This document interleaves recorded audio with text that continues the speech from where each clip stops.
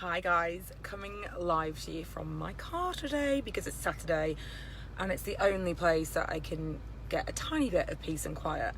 And I wanted to tell you a story about love. So my son comes to me the other day and shows me this text message that one of his friends is thinking of sending to a girl they go to school with. They're in year 6. They're starting to go through that phase where, they're all about to turn 12 this year and they're kind of getting interested in girls. And this text message was one of undying love.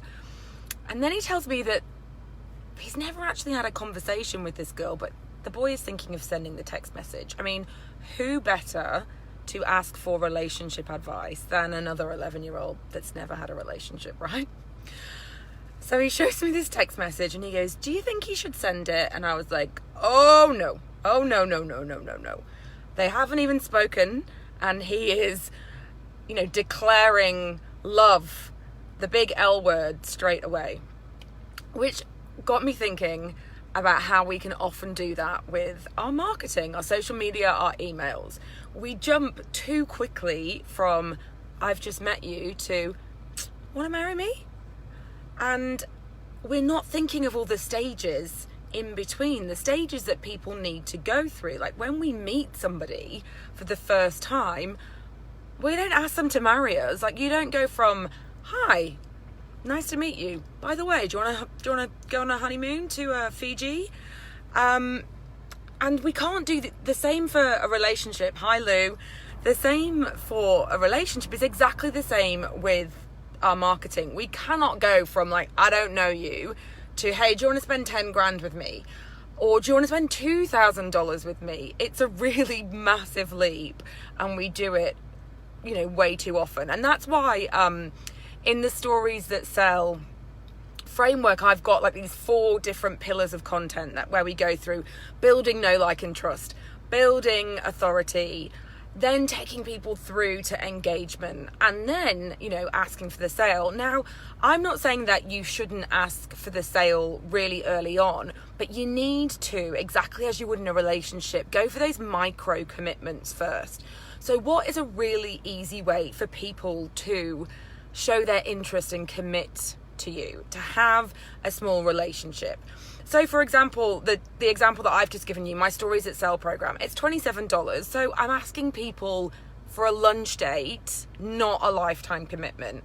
$27 isn't too much for someone to go, actually, that's a bit of a no-brainer. I'd spend that on a couple of coffees and a croissant. You're not asking me to, stay with you for life. And with your content, throughout the process of nurturing that relationship, you've got to think about all the different stages that people go through. So, when is the right time to ask for something? And when should you be listening? Should you be engaging and understanding? And also knowing that we all go through those, phases at different times. We are individuals and each of us buy in different ways. We have different kind of triggers for buying. Yes, we've got a kind of set of psychological sameness that, works across the board with humans when it comes to consumer psychology. But people do come to decisions at different times. I'm a really quick decision maker when it comes to buying something.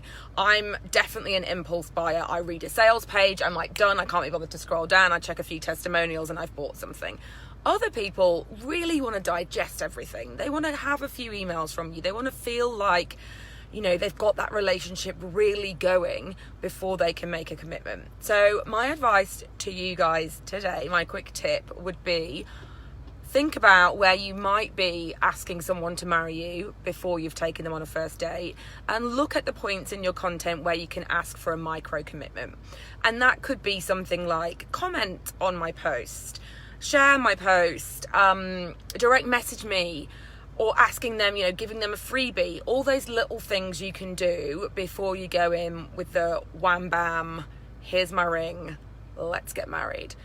If you haven't grabbed Stories That Sell, I'll pop the link somewhere in this live, just in the comments below. And as I said, it's definitely a lunch date and not a lifetime commitment.